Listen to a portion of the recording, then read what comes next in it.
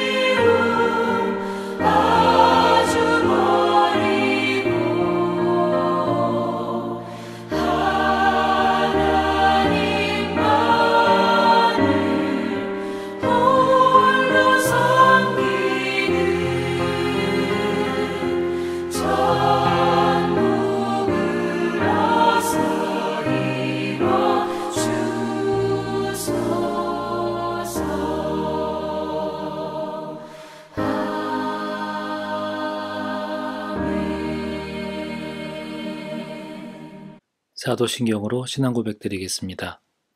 전능하사 천지를 만드신 하나님 아버지를 내가 믿사오며 그 외아들 우리 주 예수 그리스도를 믿사오니 이는 성령으로 잉태하사 동정녀 마리아에게 나시고 본디오 빌라도에게 고난을 받으사 십자가에 못 박혀 죽으시고 장사한 지 사흘 만에 죽은 자 가운데서 다시 살아나시며 하늘에 오르사 전능하신 하나님 우편에 앉아 계시다가 저리로서 산 자와 죽은 자를 심판하러 오시리라. 성령을 믿사오며 거룩한 공회와 성도가 서로 교통하는 것과 죄를 사하여 주시는 것과 몸이 다시 사는 것과 영원히 사는 것을 믿사옵나이다. 아멘.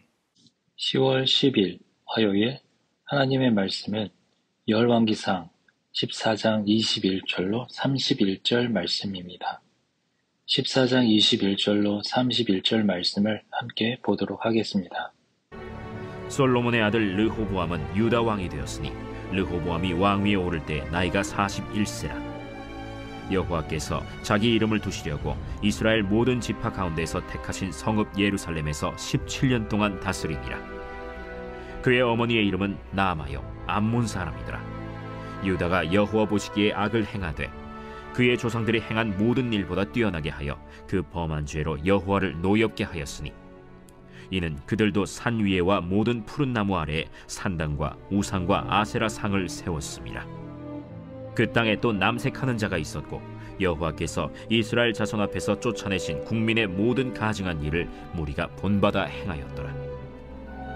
르호보암 왕 제5년에 애굽의 왕 시삭이 올라와서 예루살렘을 치고 여호와의 성전의 보물과 왕궁의 보물을 모두 빼앗고 또 솔로몬이 만든 금방패를 다 빼앗은지라. 르호보암 왕이 그 대신 노스로 방패를 만들어 왕궁 문을 지키는 시위대 대장의 손에 맡기매 왕이 여호와의 성전에 들어갈 때마다 시위하는 자가 그 방패를 들고 갔다가 시위소로 도로 가져갔더라. 르호보암의 남은 사적과 그가 행한 모든 일은 유다 왕 역대 지략에 기록되지 아니하였느냐. 르호보암과 여로보암 사이에 항상 전쟁이 있으니라. 르호보암이 그의 조상들과 함께 자니 그의 조상들과 함께 다윗성에 장사되니라. 그의 어머니의 이름은 나아마요 암몬 사람이더라. 그의 아들 아비암이 대신하여 왕이 되니라. 오늘 말씀의 제목은 황금기에서 놋 시대로입니다. 본문 내용의 전체 흐름은 솔로몬의 아들 르호보암 왕 시대에는 유다는 더 심하게 우상 숭배를 자행합니다. 결국 애굽 왕에게 성전 보물을 약탈당하고 북이스라엘과는 늘 전쟁을 벌입니다.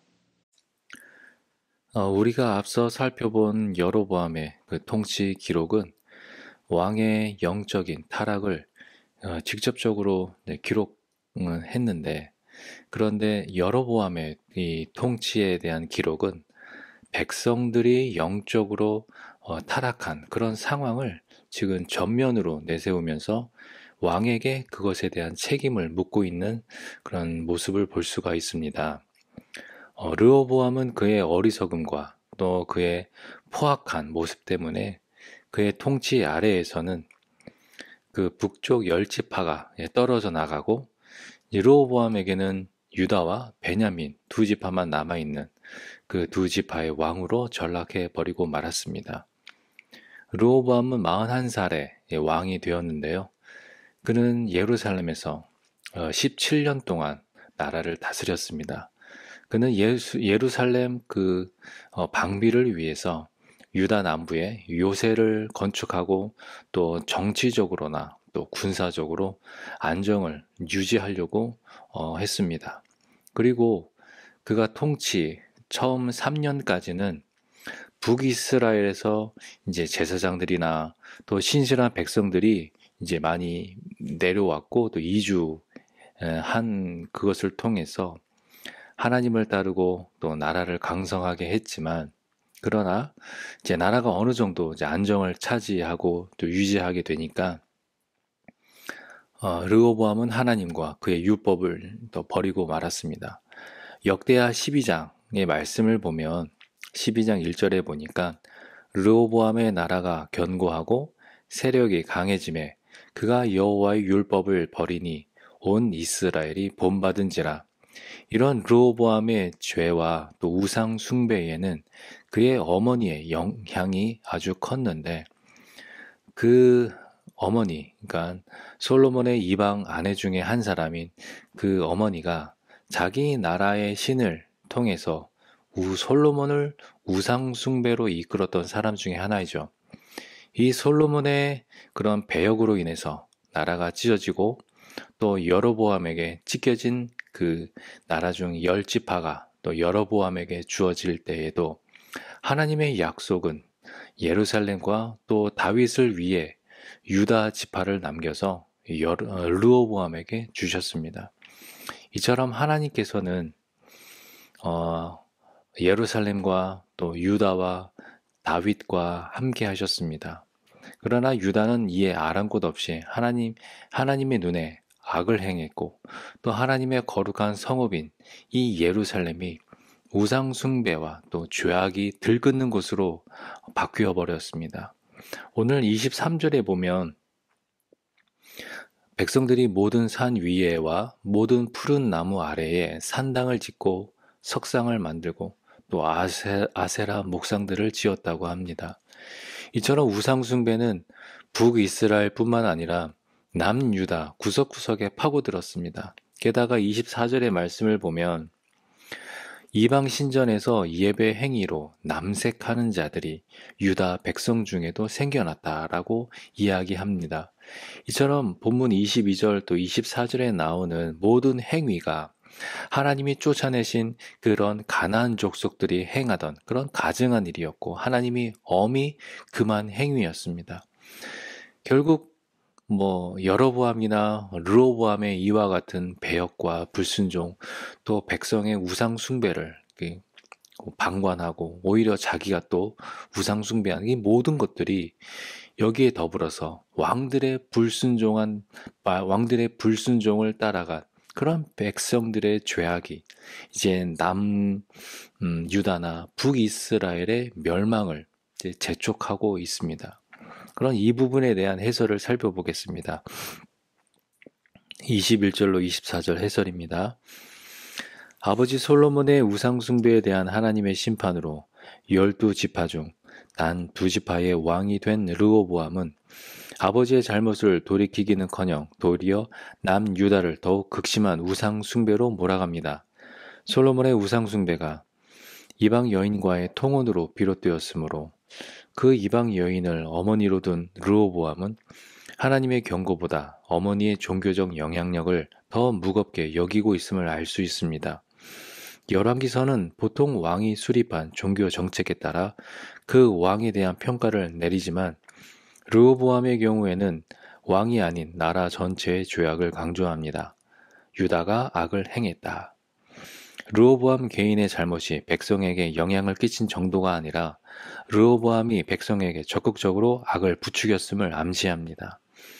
성전이 없는 북이스라엘 백성이 성전을 대체할 산당을 세우다가 우상 숭배에 빠진 것과는 달리 유다 백성은 성전이 있는데도 산당을 설치하여 하나님과 우상을 겸하여 섬기며 이전보다 악에 더 뛰어난 세대가 되었습니다. 우리 역시 물질 만능주의와 쾌락주의에 젖어 있으면서도 예배당의 자연스레 속해 있는 것에 뛰어난 그리스도인은 아닙니까? 오늘도 우상은 여전히 우리 가운데 만연합니다. 아세라 상처럼 뭘 거창하게 세워놓고 산당을 꾸며놓고 하지 않아도 우리 마음속에 하나님보다 더 우선이 되는 것이 있다라면 그것이 바로 우상입니다. 예수를 구세주로 고백하고 하나님의 자녀가 되었다고 해도 주님 한 분만으로 만족 못하고 여전히 세상적인 풍요와 또 번영을 추구하는 것, 방송 매체를 통해서 조장하는 그런 음주가물을 즐기는 것, 인터넷 온라인을 통해서 알게 모르게 접하게 되는 음란한 것들, 이 모든 것들이 이스라엘의 정체성을 상실하게 하고 하나님의 진노를 사게 했던 것처럼 오늘 이 세대도 마찬가지입니다.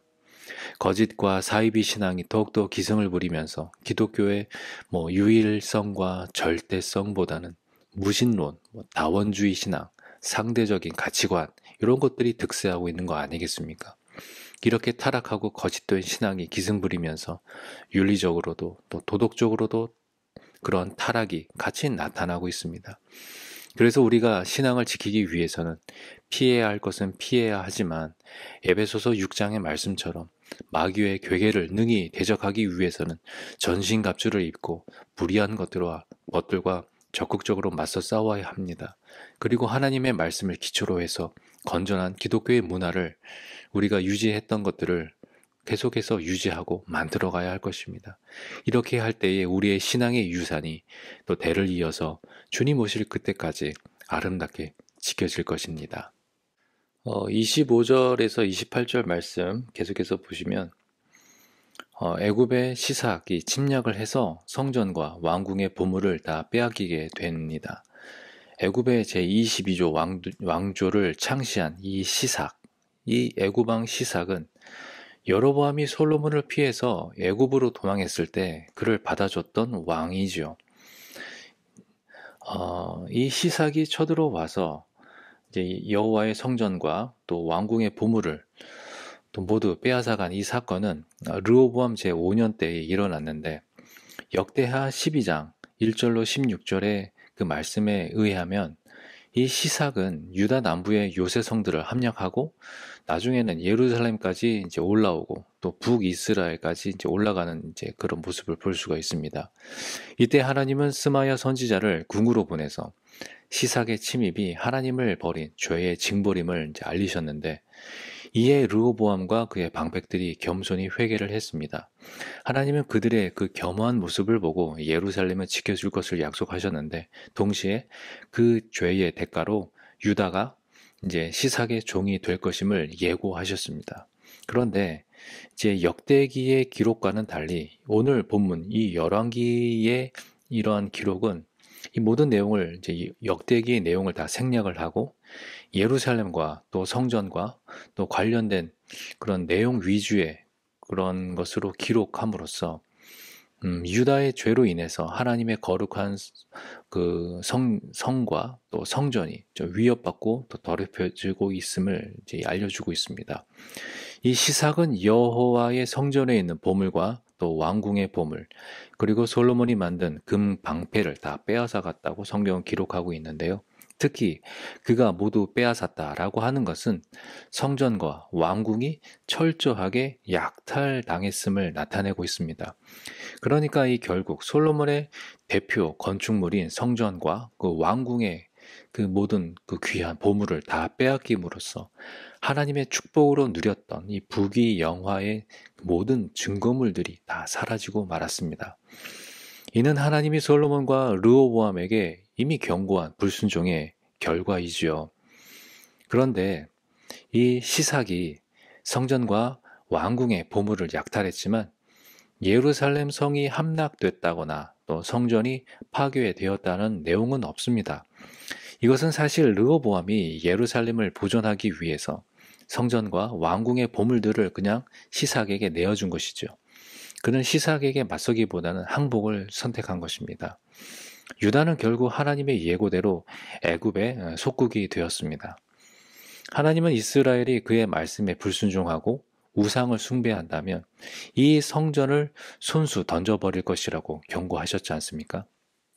그러므로 왕과 유다 백성은 이때 다시 하나님께 돌아가서 말씀대로 순종하고 하나님께만 경배를 드려야 했습니다. 그러나 여로보암과 북이스라엘 백성이 심판의 여러 징조와 경고를 받고도 죄에서 떠나지 않았던 것처럼 이 르호보암과 남유다 백성도 계속해서 죄를 범했습니다. 그래서 결국엔 북이스라엘이나 남유다나 모두 멸망하고 성전은 불타버리고 성전 기물과 또 야긴과 보아스라 이름한 그 놋 기둥까지 다 바벨론으로 옮겨지고 맙니다. 이에 대한 해설, 자 25절로 28절 두 번째 단락 부분을 함께 보도록 하겠습니다. 성전에 보물을 쌓아놓고 금으로 방패를 만들 정도로 복을 받은 솔로몬이 우상 숭배로 답했으므로 르호보암 때에는 그 모든 영광을 박탈당합니다. 애굽 왕 시삭이 예루살렘을 침공하여 보물과 금 방패를 모두 빼앗아 가자 르호보암은 궁여지책으로 놋 방패를 만들어 자신을 경호하게 합니다. 장식품이 무기로 바뀐 것은 이제 평화와 번영의 시대는 가고 전쟁과 불안의 시대가 왔음을 보여줍니다. 하나님을 두려워하지 않고 감히 우상을 숭배하던 자가 신변을 두려워하며 겨우 놋 방패로 자신을 지키려는 모습이 애처롭지 않습니까? 29절에 보시면 르호보암의 남은 사적과 그가 행한 모든 일은 유다 왕 역대 지략에 기록되지 아니하였느냐.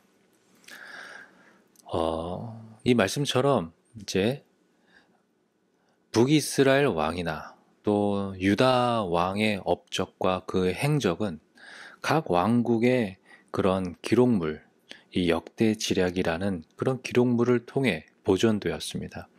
이런 자료와 또 자료에 대한 설명, 이런 것들은 남북 이스라엘의 각 그들의 왕과 또 이스라엘의 역사가 실제로 있었다라는 것을 증명하는 귀한 자료가 되는 것이죠.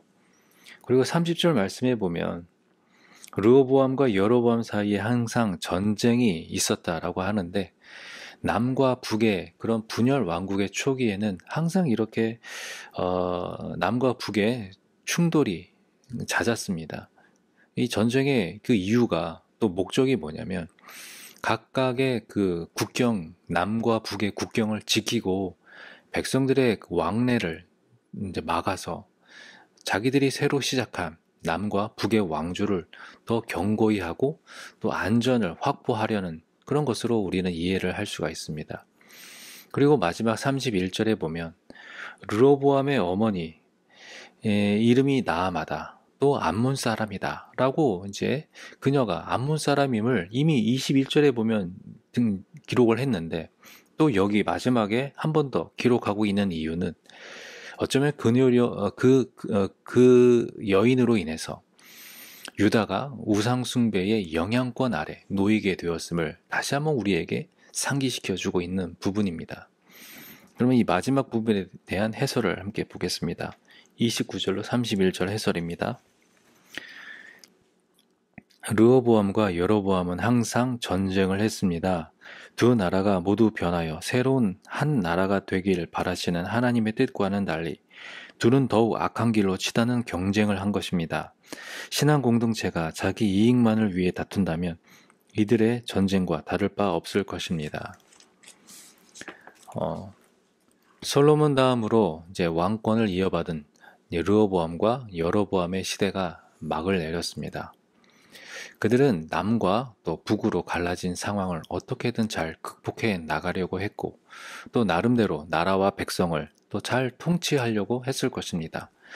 하지만 성경 말씀은 그들에게 주어진 이 모든 상황은 이 어려운 모든 이런 배경들은 모두 여호와 하나님의 말씀에 순종하지 않았다라고 하면서 그들의 죄로 인해 이런 상황을 맞닥뜨리게 되었다라는 결론입니다. 자, 오늘 이 시대를 살아가는 저와 여러분에게 주시는 이 말씀의 교훈은 결국은 말씀대로 순종하며 살자 아니겠습니까? 때로는 우리가 세상에 치이며 살다가 연약함으로 인해서 내가 알게 모르게 지었던 그 죄를 지어도 하나님께 돌아와서 회개하고 다시 주님의 은혜를 구하면 주님께서 우리를 다시 회복시켜 주시는 그 은혜를 우리가 날마다 잊지 마시고 또 우리에게 주시는 그 말씀의 교훈을 따라서 주님 오실 그날까지 믿음으로 승리하는 우리 모두가 되기를 주님의 이름으로 축원드립니다. 함께 기도하겠습니다. 하나님 아버지 감사합니다. 오늘도 주신 말씀 기억하면서 날마다 우리 가운데에 거하시는 그 은혜가 그 은혜로 인하여서 만족하게 하여 주시고 그 은혜로 인하여서 세상에 나아가 믿음으로 승리할 수 있는 우리의 삶이 되게 하여 주옵소서. 하루하루의 삶이 쉽지가 않습니다. 하지만 주께서 우리와 함께 하심을 믿기에 우리에게 주어진 그 여러 가지 모든 상황들을 우리가 극복할 수 있고 또 믿음으로 싸워 이길 수 있음을 믿사오니 하나님 날마다 우리와 함께 하여 주시고 성령의 은혜로 채워 주시옵소서. 오늘도 승리케 하여 주실 주님을 찬양하며 우리 구주 예수님의 이름으로 기도합니다. 아멘. 주기도문으로 예배를 마치겠습니다. 하늘에 계신 우리 아버지여, 이름이 거룩히 여김을 받으시오며 나라의 임하옵시며 뜻이 하늘에서 이룬 것 같이 땅에서도 이루어지이다. 오늘날 우리에게 일용할 양식을 주옵시고 우리가 우리에게 죄 지은 자를 사하여 준 것 같이 우리 죄를 사하여 주옵시고 우리를 시험에 들게 하지 마옵시고 다만 악에서 구하옵소서. 내게 나라와 권세와 영광이 아버지께 영원히 있사옵나이다. 아멘. 우리 계속해서 기도하실 때에 주신 말씀을 생각하시면서 기도하여 주시고 또한 교회 재건축과 우리 환우들을 위해서 우리 함께 중보 기도하시도록 하겠습니다. 기도하시겠습니다.